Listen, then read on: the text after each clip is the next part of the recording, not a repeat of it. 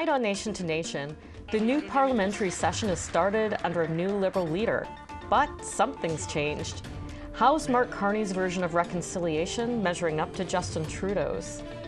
Talk with everyone and charm everybody, and everyone would feel like they got their time with him. And I'm not sure if we're seeing that exact same relationship with Carney. And talk about politics making strange bedfellows. After snubbing the NDP, do the minority Liberals need Conservative votes to govern? And I think they're kind of saying that they don't have any goodwill with this government, so then you're depending solely on the Conservatives to keep you in power. And how fares Indigenous Services Minister Mandy Galmasti? Like, we have, for the first time, a Minister of Indigenous Services who's a Cree woman who understands the communities.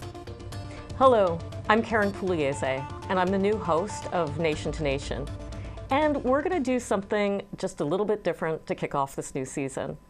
Here in our Ottawa studio, I'm joined by 3 journalists, and they're going to take us through the most important stories facing Indigenous people this year.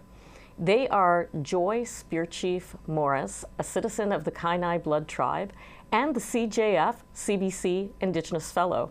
Welcome. And we've got Anishinaabe Alessia Pasafumi, the parliamentary reporter who covers the Indigenous stories for the Canadian Press. Welcome. Thanks. And someone who is a familiar face to our Nation to Nation audience, Fraser Needham, right here from APTN News. Thanks for joining, Fraser. So Joy, I think I'm going to start with you. If we take a look back at the elections last spring, I mean, leading up to it, I think a lot of people were not thinking the Liberals were going to win. They switched leaders. They brought in a new leader. It's Carney, not Trudeau. It's another Liberal government, but it kind of doesn't feel the same for Indigenous people.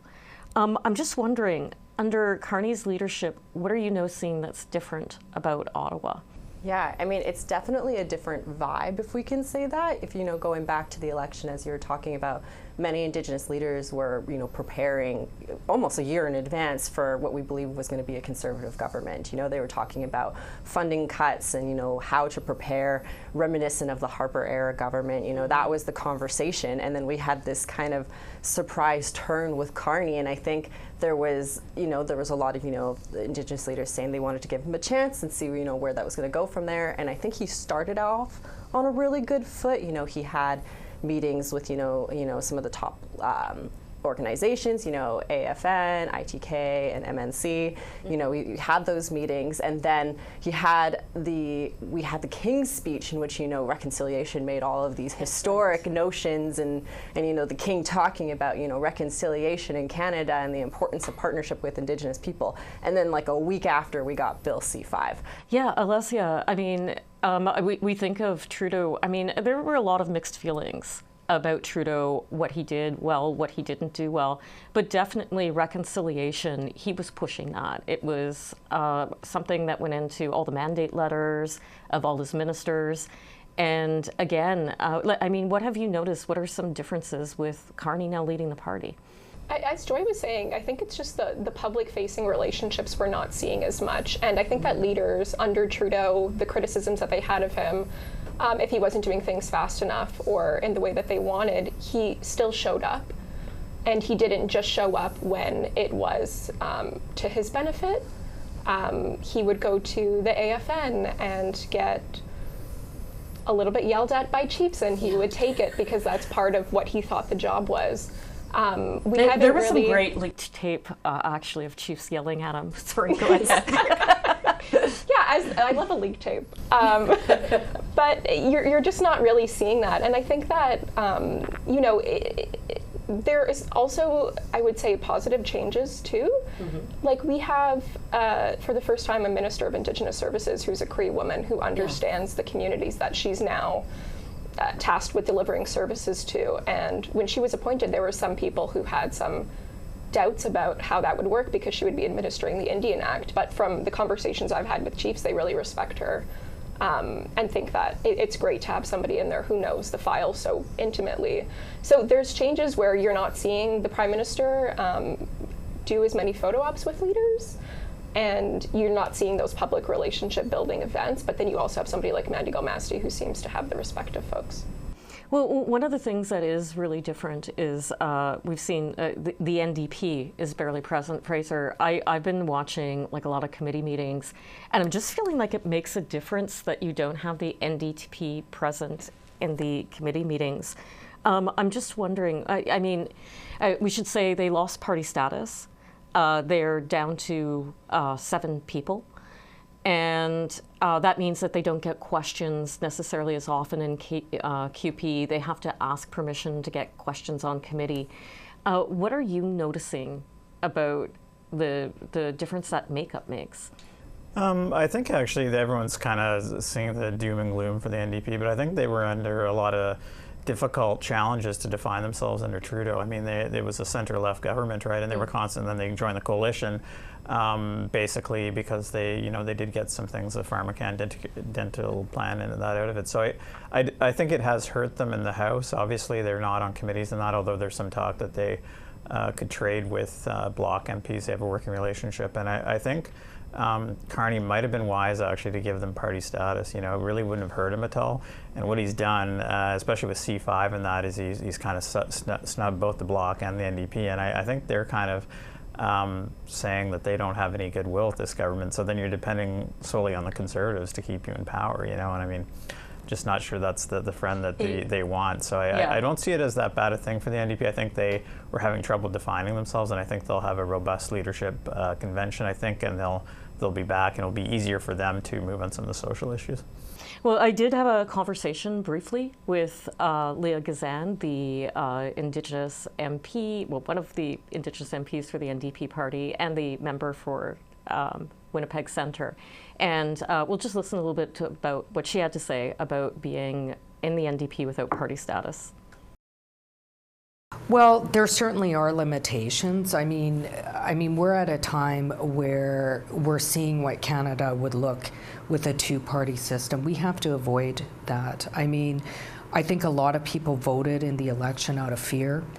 They were worried about a Conservative government, and now we have Carney's government, and we're seeing that he's passing the same sort of agenda, same sort of corporate agenda that was offered up by Pierre Poilievre. So the NDP voice is critical. So I want to pick up on something that she said there after the break. She was talking a little bit about it feeling like a two-party government, and we're going to talk about the One Canadian Economy Bill, what happened there and what's going to happen with it. We'll do that right after the break. I do have a little bit of an update also with Leah Gazan. A lot of people were wondering if she was going to run for the NDP party leadership. She told me no. So far, no Indigenous candidate in the federal NDP party leadership. And we'll see what happens. There's still time before January 1st, but it won't be Leah Gazan. And I know there's a lot of people out there that'll be disappointed. So we'll come back after the break, and we will be talking about the One Canadian Economy Act and whether or not there are going to be pipelines, and just how it feels to have like a Liberal Conservative alliance on some of this legislation. So I can tell you this. I've been asked across the country. I'll bet. You know, I've had a lot of pressure to run from all different types of folks, from union folks to community leaders to organizations to people that I grew up with in the party that really want to see me run. Here's what I have to say. At this time, I'm not going to run. However, and part of the reason is this: sometimes, you know, during these times of rebuilding, sometimes you know what your role is, and I represent a community that I love, that has a lot of needs.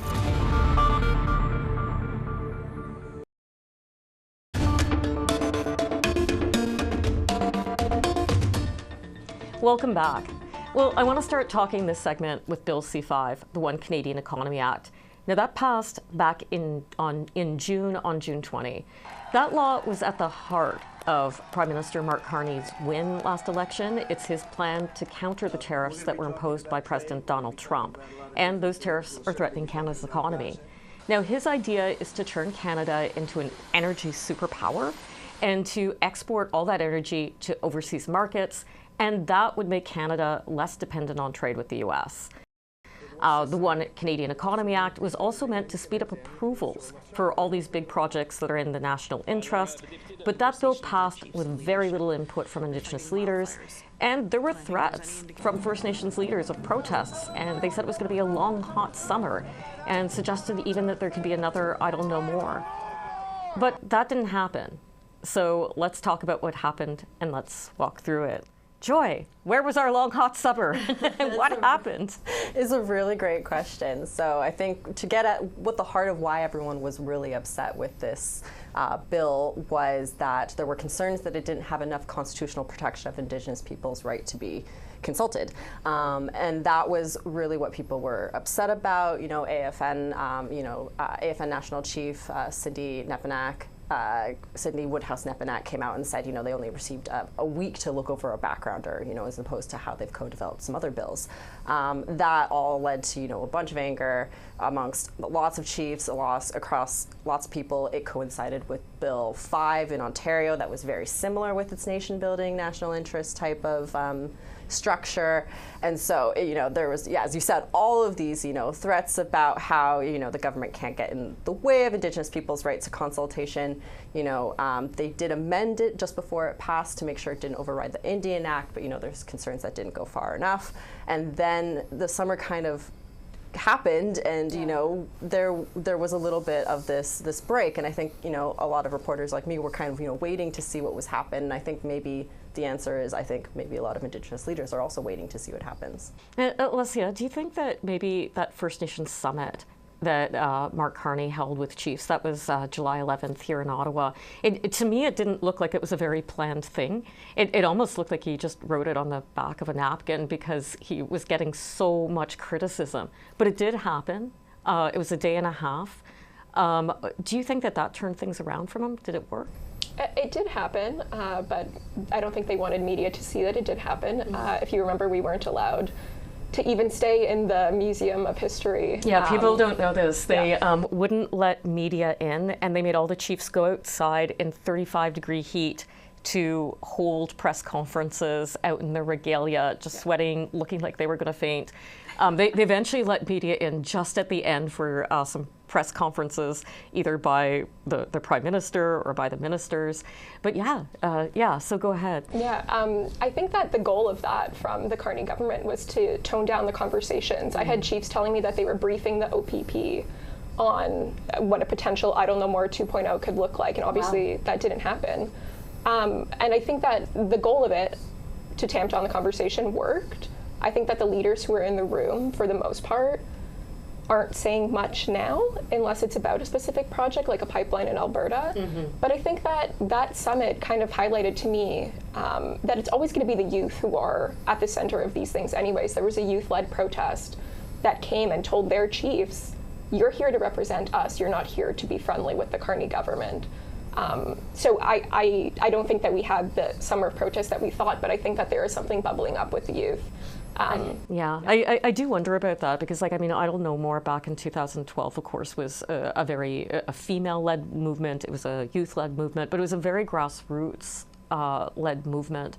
And I just didn't know, with the chiefs saying, the chiefs invoking it, can you make grassroots do something? I don't think you can make grassroots, especially not Native aunties. They move when they want to move. So it's a question, I guess, Fraser, do you think, with the projects that were announced, we've got 5 projects that were announced, any of them look like they're going to stir people up? No, that was the kind of joke, is these are the ones that had already passed all the approval processes, right? So they're pretty easy, non-controversial ones. The one that a lot of people are following, of course, is the LNG pipeline expansion up in Kitimat, which involves the northwestern coast of BC and Haisla First Nation. But it's, I think it's waiting for one major investment, but again, it's an expansion. So none of these projects were really, controversial. And I think, but it does show you that nation-building projects are only energy projects, and of course a lot of First Nations, including the national chief of the AFN, have been saying, what about the infrastructure gap? Could that be a national project? And clearly that's not something that the government's interested in. Okay, well, as we go out, we're going to have a little bit of tape of Daniel Smith talking about a proposed pipeline that may or may not happen, but it is on the radar. And after that, we'll be back. We are taking a view all of the above. I mean, I think the world is now, instead of doing backcasting of what they want oil to be by 2050, they're doing forecasting based on what current policies are. And what I'm seeing is that they're aligning around the idea that by 2050 we may need 120 million barrels a day. So that's up from what we have today. And we think Canada should have a growing share of that growing market.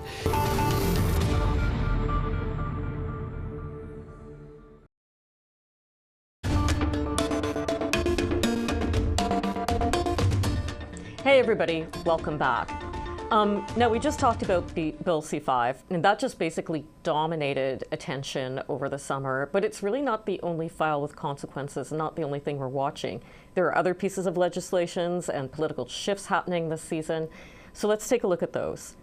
The First Nations Clean Water Act, Bill C-61, that was intended to ensure that First Nations, of course, have safe drinking water and wastewater services, and to recognize the right to manage those services. It was introduced in December 2023, a long time ago. It was winding its way through Parliament, and when Parliament was shut down in March, the bill just died. So if it comes back in this fall, it has to start over. So Fraser, what does the bill do, and why was it important? Well, it does three things. It's supposed to provide sustainable funding. It's supposed to have minimum standards, drinking water standards for First Nations people. And it's also supposed to give First Nations people control over their resources to provide clean water. But with that said, it's not exactly as the Liberals have portrayed it. They'll have you believe that it was, partisan games that upheld. But the reason it was not winding its way through Parliament very quickly is because, first of all, there's a lot of First Nations that were against it because they didn't have proper consultation to draft it in the first place. There was concern about the sustainable funding, if it was enough. And also there was also concerns whether it covered source water or not. So I'm not really sure what will happen with this bill, because if there is problems, but again, without the NDP or the Bloc having as much of a presence, there could be less opposite, because I think the Conservatives were more or less just not really that interested in the bill. So it should be interesting to see what happens. Yeah, I mean, I think we've sent out several emails to Indigenous Services Canada, and we keep hearing it's going to be reintroduced the fall, but they've sent back 3 emails, and they're all identical from August to September. There's no new news, so we'll see. We'll see, and we'll have to watch that one, because I'm curious why it hasn't been introduced already. What's holding it up? We don't know. Another one that's coming up is, Joy, I'm going to ask you, there is a budget coming up this fall, the first Carney budget. There's going to be cuts.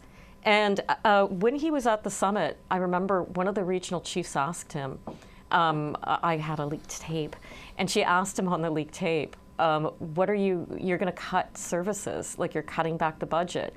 And he absolutely promised he wouldn't cut services, but somehow the budget cuts are happening. I don't know, like what would you be watching for?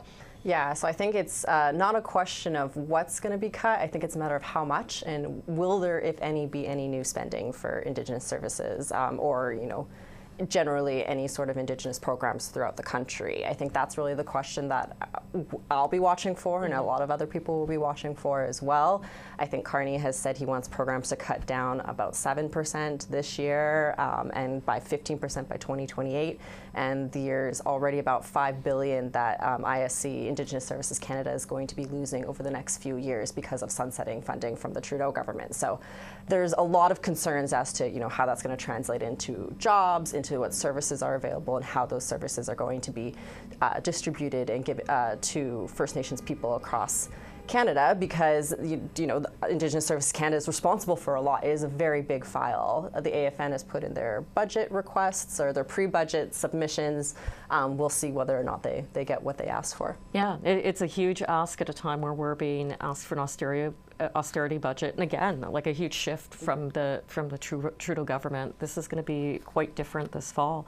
Alessia, what are you going to be watching for in the budget? I'm going to watch to see if they blame Indigenous peoples for the deficit like they do in every budget.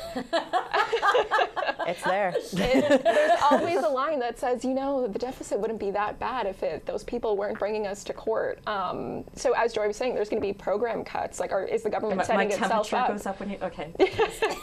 Yeah, but is the government going to set itself up to have to blame us again in a future budget 20 years from now if services that communities need are cut?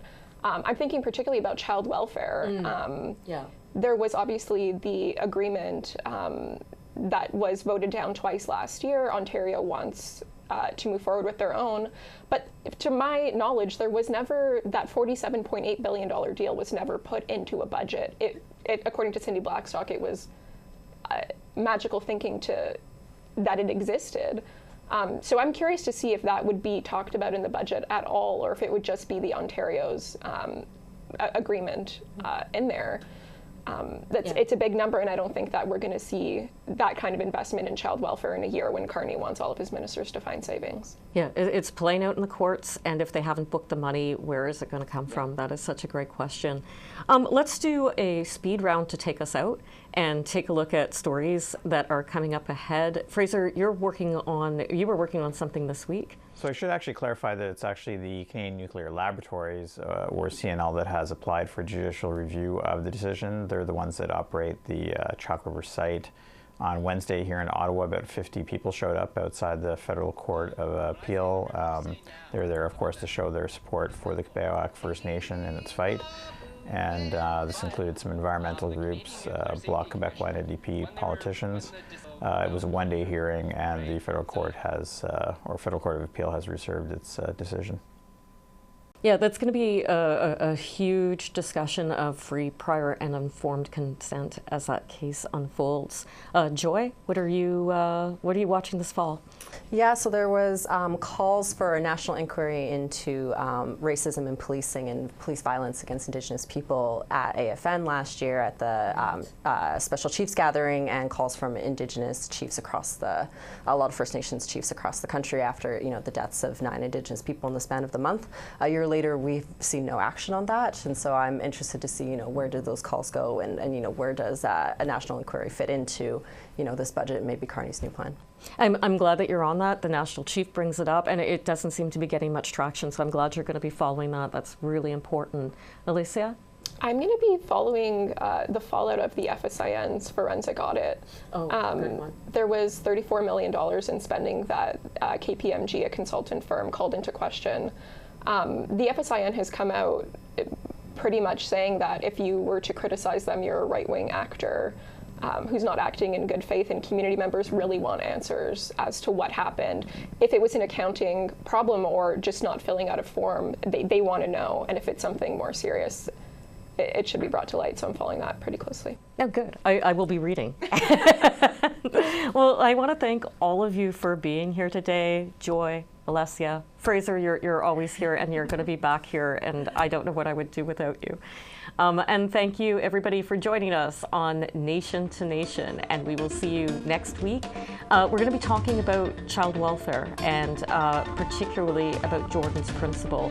Have you had a bunch of programs suddenly disappear out of your community that used to be serving you? We're going to tell you why, we're going to tell you what's happening, and we're going to tell you if they're going to be able to come back. And I'll see you then.